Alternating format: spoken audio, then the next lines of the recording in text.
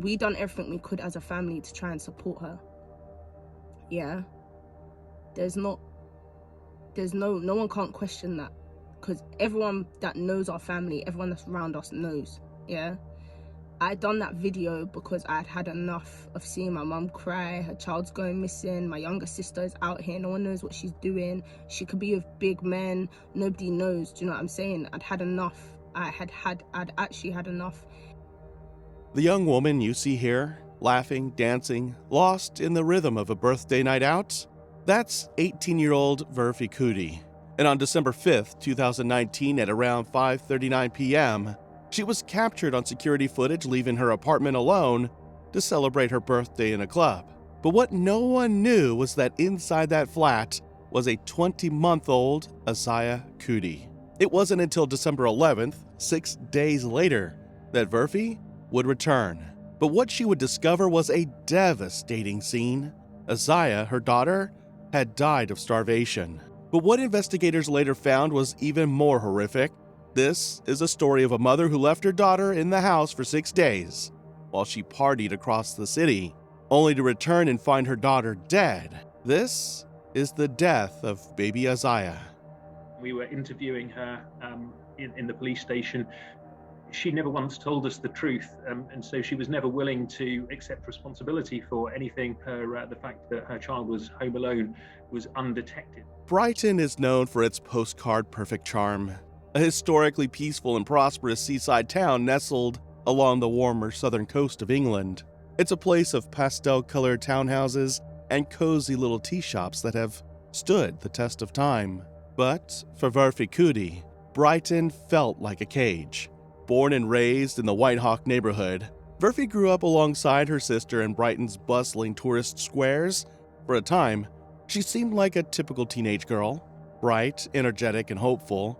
Her mother, Aiah Batrain, once described her as a happy, caring girl who would light up the whole house. But as Verfi entered adolescence, a dramatic shift began to unfold. It was believed she developed post-traumatic stress disorder after witnessing domestic violence at a young age. As a result, she began pulling away from her family, becoming increasingly distant and emotionally withdrawn. She became constantly angry, defiant, and impulsive, often storming out of the house without saying where she was going. Verfi started skipping school regularly and began disappearing for long periods of time. She was reported missing multiple times by both the Metropolitan Police and Sussex Police. Once, she vanished for as long as 5 weeks. To help provide some stability, she was eventually placed in foster care. But as she entered her teenage years, things only got worse.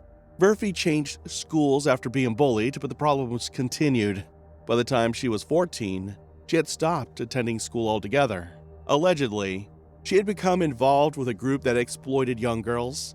In response, she was moved to a safe house in Norfolk due to serious concerns of sexual exploitation. But life would present itself in ways no one imagined. At 15 years old, Verfi became pregnant. Hoping to rebuild, she moved back to Brighton and tried to start a new chapter as a young mother. But by the time she returned, the girl who once filled rooms with laughter seemed almost unrecognizable. Verfi had become distant from the people around her and disconnected from her roots. But while she withdrew from her real-world support system, she leaned into a small community she had built online. Well, he was not my boyfriend. Let me take that back.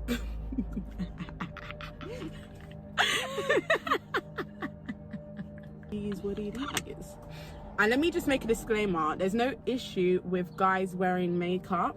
Big up you MUA boys. Like, some of you guys can do your makeup better than some of us girls. But it was the fact that, like, he tried to lie about it and then tried to fight me because I confronted him about it.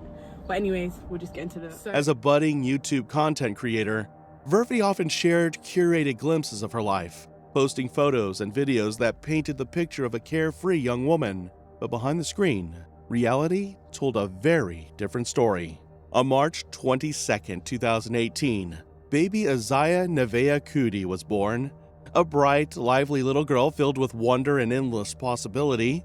Her big brown eyes captured hearts instantly, and her soft, shy giggles had a way of lingering in a room long after she'd fallen silent. Murphy posted pictures of her baby girl and their moments together, photos that, at first glance, showed a young mother doting on her child. From the outside, it looked like a bond filled with love and care, but behind those carefully chosen images was a much darker reality.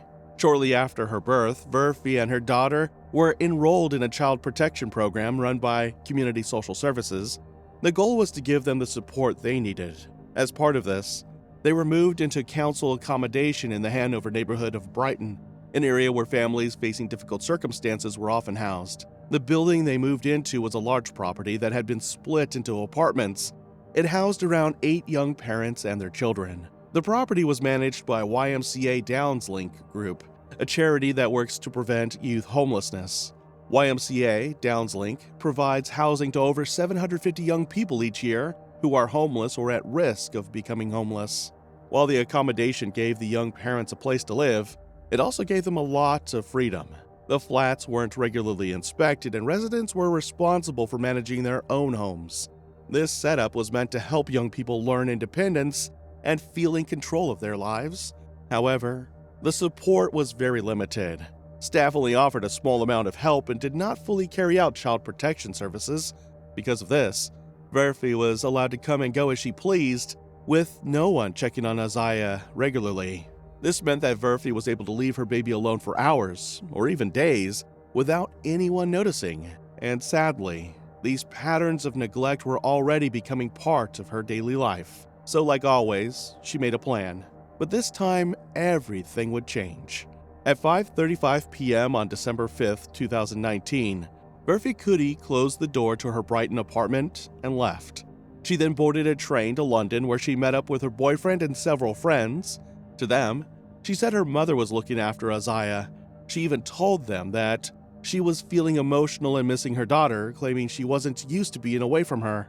But what no one knew was that she was hiding a secret. When Murphy had left the apartment that evening, she had left baby Aiah home alone. Over the next few days, Murphy partied in London to celebrate her birthday. She attended the Juice 90s concert at Elephant and Castle, where the DJ even gave her a birthday shout-out and led the crowd in singing to her. There were smiles, drinks, and dancing. Murphy was partying to her heart's content with no care in the world about her baby. What one knew was that by this point, Aiah was already near death. After the concert, Murphy and her boyfriend traveled to Coventry, over 150 miles away, to attend another birthday party for a mutual friend. Then on December 9, 4 days after Murphy had left her apartment without baby Aiah, she texted her mother, claiming she was out of money and couldn't afford food for her baby. It's unclear whether Murphy's mother ever sent her the money she asked for. What is clear, though, is that her mother had no idea Aiah had been left alone in the Brighton apartment. What she didn't know was that Murphy was hiding something unthinkable. In fact, a few days earlier, Murphy's mother had planned to visit, but Murphy canceled the visit, saying that both she and Aiah were sick. Her mother believed they were at home, resting and recovering. She had no reason to suspect anything was wrong. The next day, instead of going home, Murphy returned to London, where she spent the night at a friend's house. She still didn't check on her daughter. Then on December 11th, nearly 6 full days after leaving, Murphy finally headed back to Brighton. On her way, she stopped at a local grocery store. She arrived back at the apartment around 3:30 p.m. During the journey, Murphy was active on Twitter, focused on selling concert tickets, showing no signs of urgency or concern. But when she walked into the flat, she was met with a heartbreaking scene. She found 20-month-old Aiah unresponsive. And what she will do next is something even more disturbing. Despite finding her daughter in a devastating state, Murphy decided to chill. She decided not to call for help right away. It took her 3 more hours before she finally called for an ambulance. But by then, Aiah was already gone. The baby had died alone, after nearly 6 days without food, water, or care. On the evening of the 5th of December 2019, Cootie is seen in this CCTV leaving her flat. She travels from Brighton station to London, where she celebrates her birthday at clubs and a festival until the 9th. She is then driven more than 150 miles away from her home to the West Midlands. At a McDonald's in Coventry, Coodie's bank card is used, as well as at a pizza restaurant in Solihull. Coodie eventually arrives back in Brighton on the 11th of December. This footage shows her going into her flat. 3 hours later, she calls 999 in a distressed state, telling the operator, "Help, my baby is not waking up." When emergency medical personnel arrived, Verfi told them that Aiah had just spent the day napping. She said she had already fed her and given her medication, but the truth was far more tragic. By the time Aiah was rushed to the hospital, it was already too late. Rigor mortis had set in, a clear sign that she had been dead for some time. Doctors officially pronounced her dead at the emergency room. An autopsy was carried out, and the results were heartbreaking. Aiah Coodie had died from starvation and dehydration. A flu virus may have made her even weaker, but the main cause of death was clear. She had been completely abandoned. Her skin showed a severe nappy rash, and there were clear signs of long-term neglect. Aiah had suffered slowly and in silence, alone, scared, and helpless.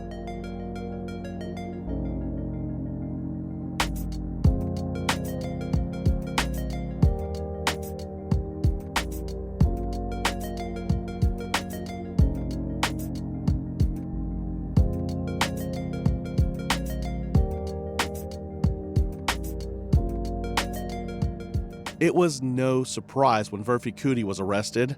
At first, she stuck to her story, but once she was shown the autopsy results, she had no choice but to confess. Investigators then dug deeper into her phone records, social media posts, and videos from the days she was away. What they uncovered was heart-wrenching. While Aiah was alone in that flat, slowly dying, Verfi was out celebrating. She partied in clubs, posed for selfies, and enjoyed her birthday as if nothing else mattered. But the most shocking discovery was yet to come. We were interviewing her in the police station. She never once told us the truth, and so she was never willing to accept responsibility for anything. She made up a web of lies for the police, as she had done with her friends and her family, to make sure that she wasn't caught and that the fact that her child was home alone was undetected. During the court proceedings, it became clear that Verfi Coodie's neglect of her daughter wasn't a one-time mistake. It was a pattern. Between October and December 2019, Verfi had left Aiah home alone at least 11 times. Some of those absences lasted a few hours, others stretched into days. But each time Aiah, just a toddler, was left without care, food, or protection. On October 23rd, Verfi went to a birthday party in Brighton, leaving Aiah alone for 7 hours and 18 minutes. On November 7th, she was gone for 10 hours and 37 minutes. On November 9th, there were two separate incidences, first for 17 hours and 13 minutes, then later for 33 minutes.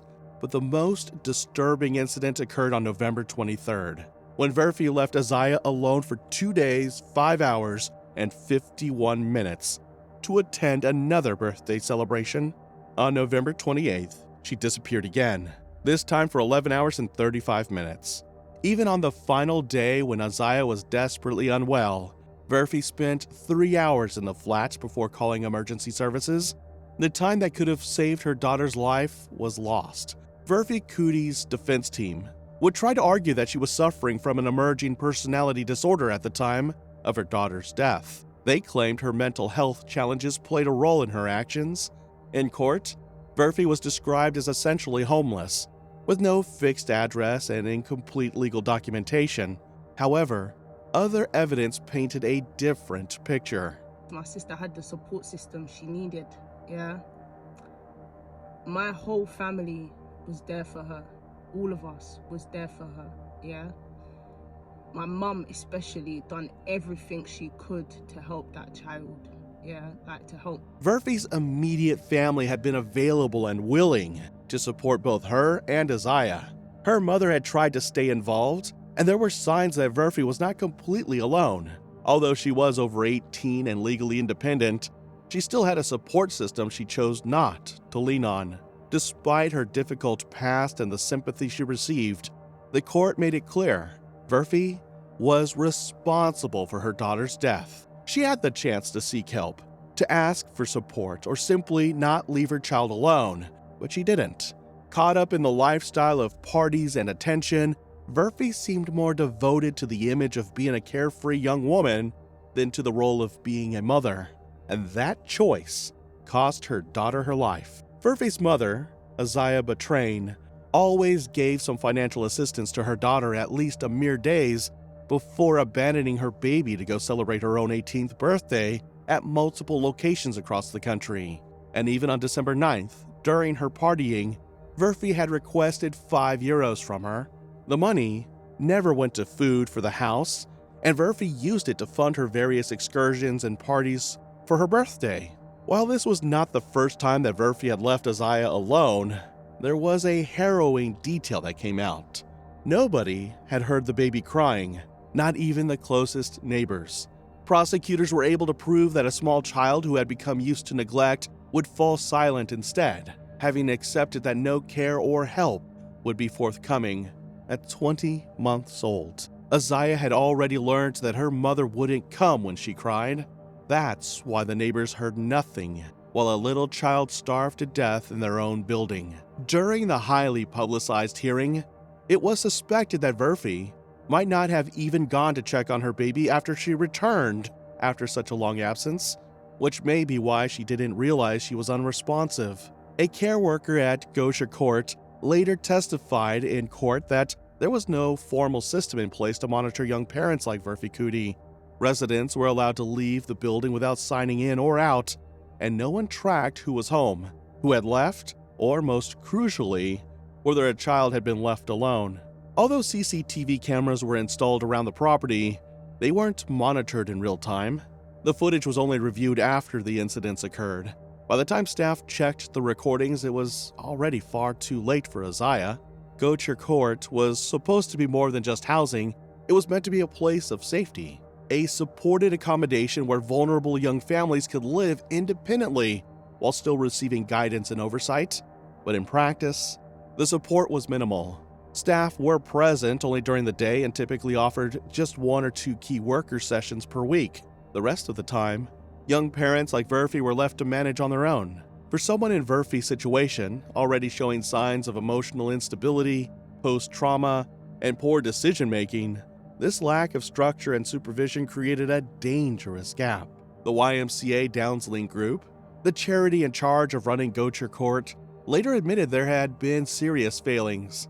Staff had been aware of at least one safeguarding concern involving Murphy before Aiah's death. That concern had been reported to the proper authorities, but after that, nothing happened. There were no follow-up visits, no additional welfare checks. Whatever warning signs had been raised were lost in a system that failed to protect a vulnerable child. And because of that failure, Aiah was left completely alone until it was too late to save her. And soon, justice was perhaps served. In August 2021, Murphy Cootie stood before a courtroom and pleaded guilty to manslaughter. She was sentenced to 9 years in prison. While the sentence reflected the seriousness of her actions, many believed no punishment could truly measure up to the life that was lost.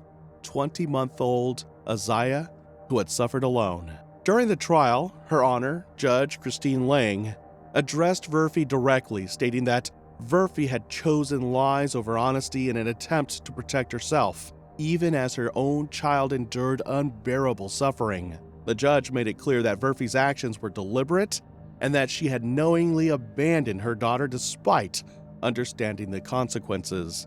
The court rejected the defense's argument that Murphy suffered from an emerging personality disorder or that she was a suicide risk. Judge Lang described her instead as highly intelligent, manipulative, and deceitful, capable of crafting a narrative to suit her image while ignoring the reality of her child's needs. The judge emphasized that as a mother, it was Murphy's responsibility to care for and protect Aiah, not to leave her defenseless and alone. The ruling highlighted the pain and neglect the little girl had endured over 6 long days. In sentencing, Judge Christine Lang told Coody you could be very deceitful and manipulative when you wanted things to go your way, telling her you put the needs of your own desires above those of your daughter. She went on to say that you did not tell the truth to save yourself, you abused your position as a mother and failed in your job to protect your daughter, causing unimaginable physical harm.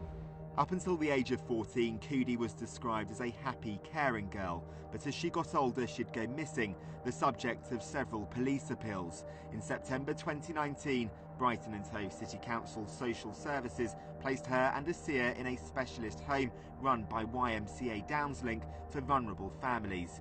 A safeguarding review is currently taking place, looking at the role of the authorities following the tragedy. This was Coody before she pleaded guilty at a previous court appearance in March.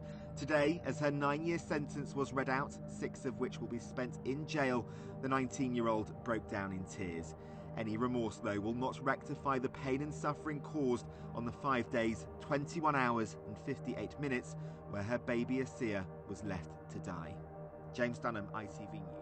As the sentence was handed down, Murphy reportedly sighed and screamed in court. But outside the courtroom, public reaction was harsh. Many believed the 9-year sentence was far too lenient for such a cruel and avoidable tragedy. Aiah's death left her family utterly broken. Her grandfather, Muba Coody, spoke of his heartbreak, explaining how he had since lost his granddaughter as early as age 14. Aiah's grandmother also testified during the inquest. She admitted that the image of her granddaughter alone in that flat still haunted her every single day.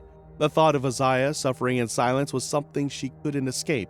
After sentencing, the family released a statement filled with sorrow. They spoke of overwhelming grief, countless unanswered questions, and the struggle to accept the loss of their beloved Aiah. The tragedy had completely torn their family apart. While the public saw a headline, they lived the nightmare. For them, this wasn't a story. It was a personal, devastating loss. Ironically, despite all the media attention that later surrounded Murphy's family during her trial, it was Murphy herself who had once craved fame. She wanted to be seen, and for 6 straight days, she made sure she was, posing in party dresses, smiling for selfies, dancing under bright lights, and uploading it all for the world to watch. While strangers liked and commented, her own daughter was starving to death in silence. Murphy got the attention she craved, but not as a rising star on social media, but in a courtroom. Her moment of attention came not from her online content, but from a heartbreaking crime that shocked the nation. In response to the tragedy, reforms were put in place. Supported accommodations like Go to Court now conduct daily welfare checks to ensure young parents and their children are safe and accounted for. Routine reviews are conducted more frequently, and social services intervene earlier, with greater involvement. A full investigation into the case was launched by the Brighton and Hove Safeguarding Children Partnership, with input from the NHS, police, and local authorities. The goal was to examine every failure in the system and to make sure nothing like this ever happens again. Aiah's story raised difficult, painful questions, but it also sparked long overdue change. Following her death, Aiah Nevaeh Coody was cremated. The exact date remains private. Her farewell was quiet and intimate, attended only by close family and loved ones. She was laid to rest with her favorite stuffed bunny, the same soft toy she clutched every night for comfort. The ceremony was small. There were no grand gestures, only grief, love, and silence. Flowers, handwritten notes, and soft tears marked the final goodbye to a little girl whose life ended far too soon. This case isn't just about one mother's failure. It's about a system that didn't act when the signs were clear. This isn't just a tragedy, it's a call to action. We live in a world obsessed with image, where likes matter more than life, where a child can starve while her parent poses for photos. Change doesn't come from silence. It comes from outrage, from vigilance, and from refusing to look away. Aiah didn't get that chance, but the next child still can. What do you think about this? Let us know what you think in the comments below, and if you found this story intriguing, please like, share, And don't forget to subscribe for more stories like this.